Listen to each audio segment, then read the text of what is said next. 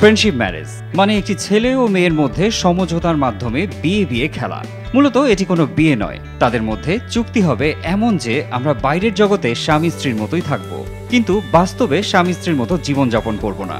এটিকে জাপানে বলা হয় ফ্রেন্ডশিপ ম্যারেজ, আর এটির জনপ্রিয়তা এখন তুঙ্গে।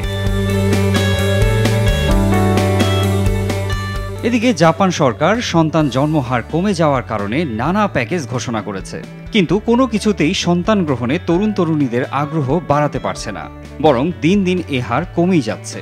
জানা যায় জাপানে বিয়েতে নতুন প্রজন্মের আগ্রহ নেই বললেই চলে, তাই দেশটিতে এখন নতুন এক বিয়ে পদ্ধতি চালু হয়েছে, যার ইংরেজি নাম দেওয়া হয়েছে ফ্রেন্ডশিপ ম্যারেজ। বাংলায় অর্থ দাঁড়ায় বন্ধুত্বের বিয়ে।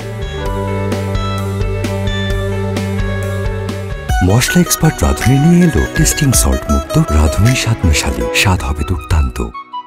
বিগত বছরগুলোতে এই বিয়ে জনপ্রিয় হয়ে উঠেছে জাপানে। এই বিয়ে হলো এমন একটি সম্পর্ক যেখানে দুজন মানুষ প্রেম, ভালোবাসা কিংবা যৌন আকর্ষণ ছাড়াই একে অপরের আধ্যাত্মিক সঙ্গী হয়।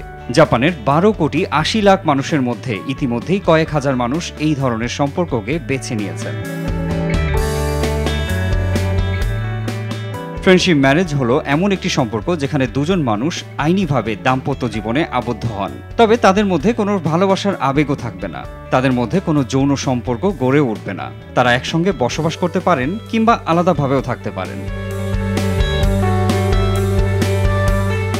ফ্রেন্ডশিপ বিয়ের মাধ্যমে প্রায় 3 বছর ধরে দাম্পত্য জীবন কাটানো এক ব্যক্তি এই বিয়ে সম্পর্কে বলেন, এই বিয়ের মাধ্যমে আসলে একই রকম চাহিদা থাকা একজন রুমমেটের অনুসন্ধান করা হয়। এমন সম্পর্কে থাকা এক নারী বলেন, আমি আসলে কারো স্ত্রী হওয়ার উপযুক্ত নই, কিন্তু আমি একজন ভালো বন্ধু হতে পারি। আমি শুধু চেয়েছিলাম আমার মতোই অনুভূতি থাকা কোনো মানুষকে। কিছু বিষয় আমরা দুজনই উপভোগ করব, গল্প আর হাসিতে, যার সঙ্গে ভালো সময় কাটবে। ফ্রেন্ডশিপ বিয়ে নিয়ে বিশেষভাবে কাজ করা একটি প্রতিষ্ঠানের নাম কালার্স। এই প্রতিষ্ঠানটির পরিসংখ্যান অনুযায়ী 2015 সালের মার্চ থেকে জাপানের বিভিন্ন অঞ্চলের প্রায় 500 মানুষ এই বিয়ে করেছেন। তারা পরিবারও গঠন করেছেন, এমনকি কোনো দম্পতি সন্তানও বড় করছেন। স্পার্ম ডোনেশনের মাধ্যমে কৃত্রিম উপায়ে তারা সন্তান নেওয়ার সিদ্ধান্ত নিতে পারেন।